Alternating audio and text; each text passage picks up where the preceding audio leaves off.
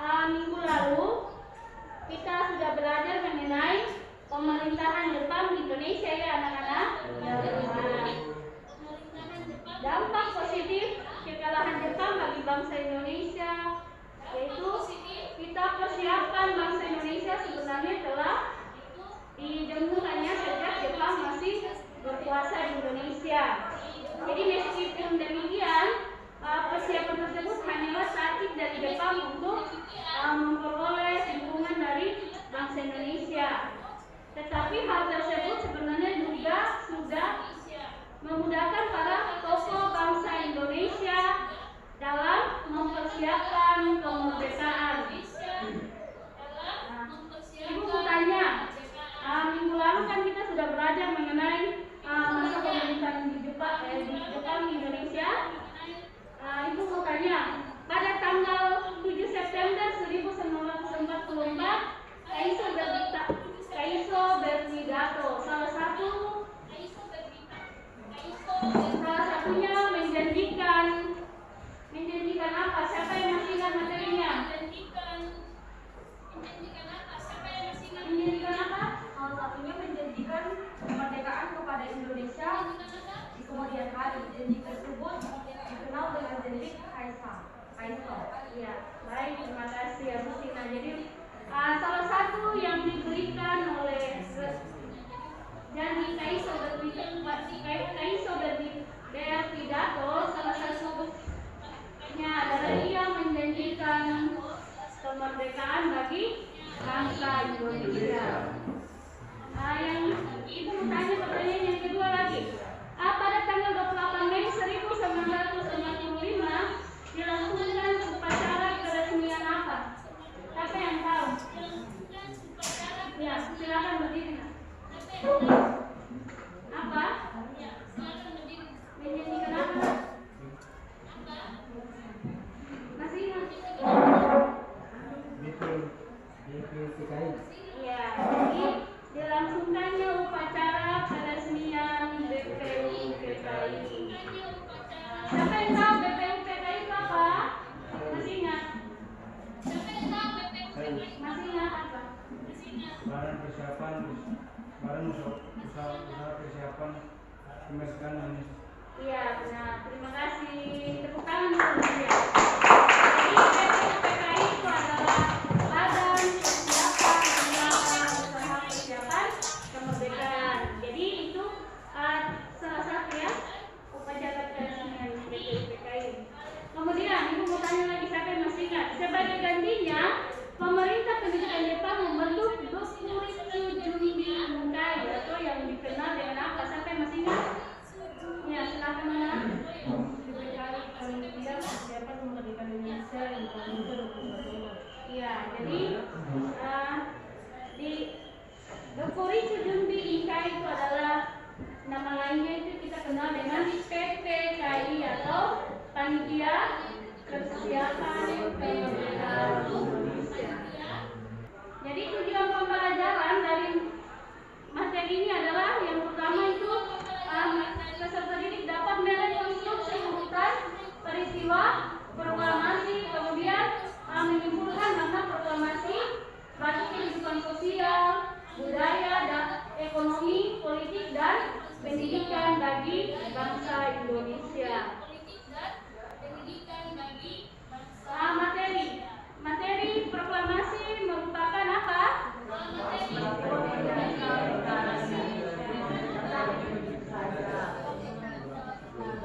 Jadi beberapa peristiwa penting terjadi sebelum proklamasi kemerdekaan Indonesia. Peristiwa penting yang terjadi itu yang pertama itu peristiwa Rengas Dengklok. Terjadi karena ketidaksepahaman antara golongan tua dan golongan muda tentang apa? Proklamasi kemerdekaan Indonesia. Golongan tua mereka proklamasi itu harus dilakukan melalui PPKI dan menunggu instruksi dari Jepang. Sedangkan ya ini gambar bom. Kira-kira bom ini terjadi di negara mana?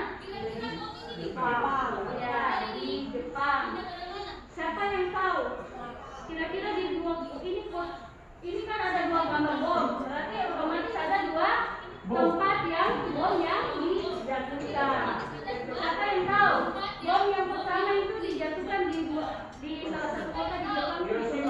Ya, di kota Hiroshima. Tanggal berapa? Ada yang ingat? Masih ingat tanggalnya? Tanggal berapa, nak? Lupa ya. Jadi tanggal 6 Agustus 1945. Kemudian bom gambar yang kedua. Bom yang kedua itu dijatuhkan di kota mana? Nagasaki. Ya. Pada tanggal berapa? Siapa yang masih ingat? Jadi pada tanggal 9 Agustus 1945. Sekarang ibu akan membagikan kalian dan kalian sudah duduk di dalam kelompok. Jadi kelompok 1 itu membahas mengenai pada awal peristiwa pemboman kota Hiroshima dan Nagasaki. Kemudian kelompok 2 hari sebelum Jepang menyerah kepada Sekutu atau tepatnya pada tanggal 12 Agustus 1945, 3 tokoh nasional yang terdiri dari Rajiman Leningrad, kemudian Insinyur Soekarno dan Dr. Andes Muhammad Hatta. Kelompok 3 itu membahas mengenai teks proklamasi kemerdekaan menjadi salah satu saksi sejarah peristiwa kemerdekaan Indonesia. Dan kelompok 4 membahas mengenai makna proklamasi bagi kehidupan sosial, budaya, ekonomi, politik, dan pendidikan bagi bangsa Indonesia adalah kalian jawab. Jadi silakan mengerjakan di SKPD masing-masing dan jawab di kertas yang sudah ibu siapkan, tinggal kalian menjawabnya.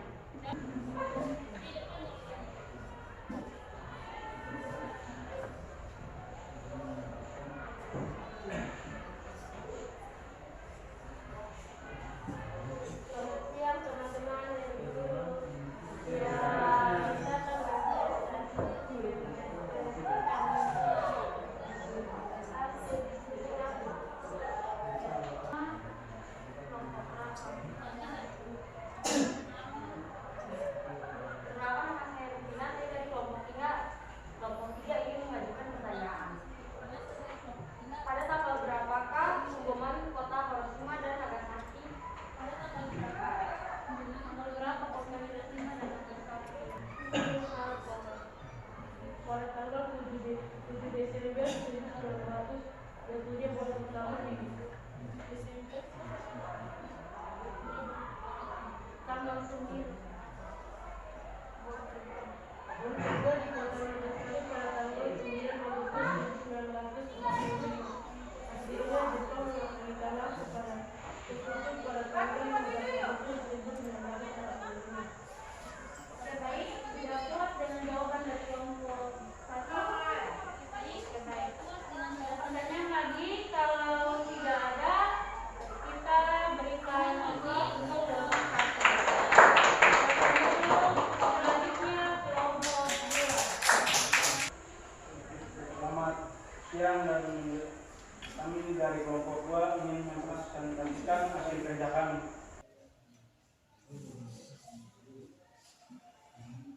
Rumah dari Laksamana Maeda di Jalan Imam Bonjol nomor 1 Jakarta.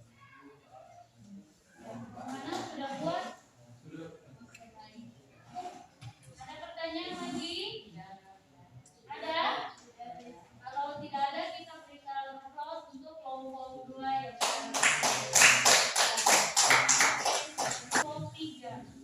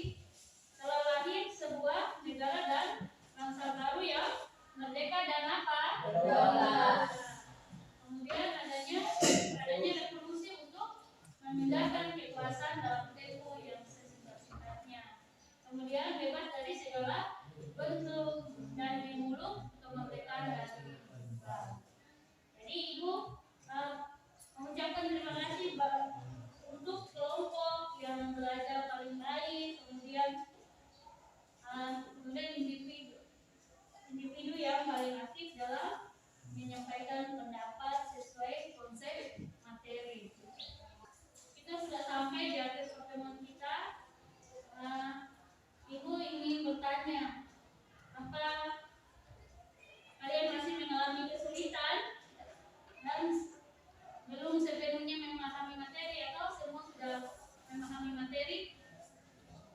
Ya? Bagaimana? Sudah? Sudah memahami materi atau ada mengalami kesulitan? Tidak ada. Jadi di akhir materi ini nanti kalian akan mengerjakan kuis ya. Kuisnya ada di kuis atau pilihan ganda yang ada di depan ini ya. Nanti kalian scan barcode. Kemudian ada di handout, ibu sudah kasih. Nanti tinggal kalian masuk salin link dan kemudian kalian mengerjakan soal pilihan ganda yang ibu berikan. Sekian materi kita pada hari ini. Ibu ucapkan terima kasih. Sampai bertemu lagi di pelajaran selanjutnya. Jadi tadi kita sudah mengawali dengan doa, berarti kita mengakhirinya juga dengan doa. Ibu minta Agustina untuk maju memimpin kita dalam doa. Selamat siang Bu Guru dan teman-teman. Sebelum kita mengakhiri